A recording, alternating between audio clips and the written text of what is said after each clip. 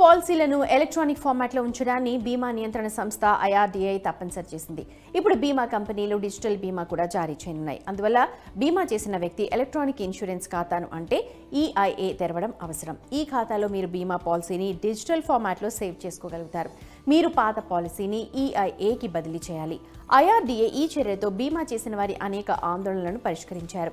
ఈ ఇన్సూరెన్స్ ఖాతాను ఎలా తెరవాలి, దానివల్ల ఎలాంటి ప్రయోజనం ఉంటుంది, 9 పాయింట్లలో మనం అర్థం చేసుకుందాం. ఈ ఇన్సూరెన్స్ ఖాతా అంటే ఏంటో ముందుగా చూద్దాం. ఎలక్ట్రానిక్ ఇన్సూరెన్స్ ఖాతా అంటే డీమ్యాట్ ఖాతా లాగా ఇది పనిచేస్తుంది. ఇందులో మీరు మీ అన్ని రకాల బీమా పాలసీలను డిజిటల్ ఫార్మాట్లో ఉంచుకోవచ్చు. ఈ ఖాతా IRDAI ద్వారా అధికారం కలిగిన బీమా రిపాజిటరీ ద్వారా నిర్వహిస్తారు.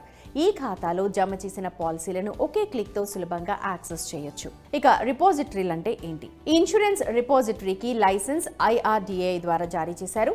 ఈ రిపాజిటరీలు ప్రజలకు బీమా కంపెనీలు జారీ చేసే పాలసీల డేటాను ఈ ఫార్మాట్లో ఉంచుతాయి. ఈ పాలసీలను ఎలక్ట్రానిక్ పాలసీలు లేదా ఈ పాలసీలు అంటారు. IRDAI ఈ ఇన్సూరెన్స్ ఖాతాల బాధ్యతలను 4 బీమా రిపాజిటరీలకు అప్పగించింది. అంటే ప్రస్తుతం 4 రిపాజిటరీలు మీ పాలసీలను డిజిటల్ ఫార్మాట్లో నిల్వ చేస్తాయి. రిపాజిటరీలు CAMS బీమా repository, Karvy, NSDL database management, central insurance repository of India.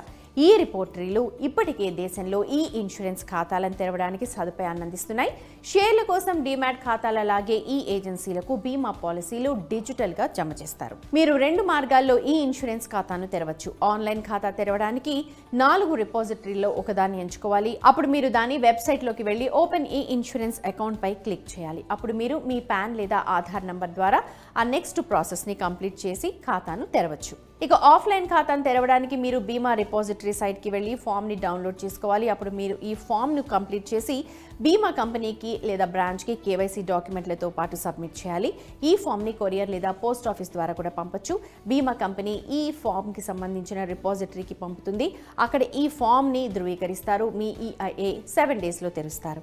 ఇప్పటికే అమలవుతున్న మీ పాలసీని డిజిటల్ ఫార్మాట్లోకి మార్చడం తెలివైన పని. దీని ద్వారా మీరు పేపర్లను హ్యాండిల్ చేయడంలో ఇబ్బందిని నివారించవచ్చు. మీ బీమా పాలసీలన్నీ ఒకే చోటు ఉంచవచ్చు. ఈ పనిని ఆన్లైన్ లేదా ఆఫ్లైన్లో కూడా చేయొచ్చు. ఆన్లైన్లో ప్రాసెస్ మీరు బీమా కంపెనీ పేరు, పాలసీ నంబర్ని నమోదు చేయాలి. ఆఫ్లైన్ ప్రాసెస్ కోసం మీరు ఫామ్ని కంప్లీట్ చేసి బీమా కంపెనీ బ్రాంచ్కి సబ్మిట్ చేయాలి. ప్రాసెస్ కంప్లీట్ అయిన తర్వాత మీరు ఈమెయిల్ లేదా SMS ద్వారా సమాచారాన్ని పొందుతారు. ఈ ఇన్సూరెన్స్ ఖాతాలో నామినీని నమోదు చేయటం అయితే కంపల్సరీ. ఒకవేళ బీమా చేసిన వ్యక్తి లేకపోతే నామినీ ఈ ఖాతాను స్వాధీనం చేసుకోవచ్చు. అవసరాన్ని బట్టి యాక్సెస్ చేయొచ్చు. ఇక ఈ ఇన్సూరెన్స్ ఖాతాను తెరవడానికి passport size photograph, pan card, Aadhaar card అవసరం.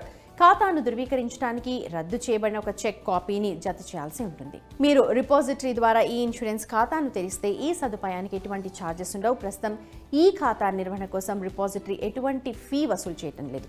మీరు బీమా కంపెనీ ద్వారా EIAని తెరిస్తే అది 50 to 100 రూపీస్ని మాత్రమే వసూలు చేయొచ్చు. ఈ ఇన్సూరెన్స్ ఖాతాను తెరిచిన తర్వాత బీమా చేసిన వ్యక్తి చాలా పెద్ద ప్రయోజనాలను పొందుతారు. ఈ ఖాతా ద్వారా మీరు మీ అన్ని విధానాలను కలిసి ట్రాక్ చేయగలుగుతారు. పాలసీలను ఎప్పుడు పునరుద్ధరించాలి లేదా ఎప్పుడు మెచ్యూర్ అవుతుంది అన్న పూర్తి వివరాలు ఒకే చోట అందుబాటులో ఉంటాయి. అలాగే పాలసీ డాక్యుమెంట్లు పోయాయి లేదా చిరిగిపోతాయన్న ఆందోళన చెందాల్సిన అవసరం లేదు. మీరు ఎప్పుడైనా ఎక్కడి నుంచైనా ఈ ఖాతాని ఆపరేట్ చేయొచ్చు. ఈ విధంగా ఈ ఇన్సూరెన్స్ ఖాతా మీ రాత పని భారం, అనేక ఇతర సమస్యల నుంచి కూడా ఉపశమనం కలిగించడంలో హెల్ప్ చేస్తుంది. మీ వద్ద పాత పాలసీలు ఉంటే వాటిని వెంటనే ఈ ఫార్మాట్లోకి మార్చుకోండి.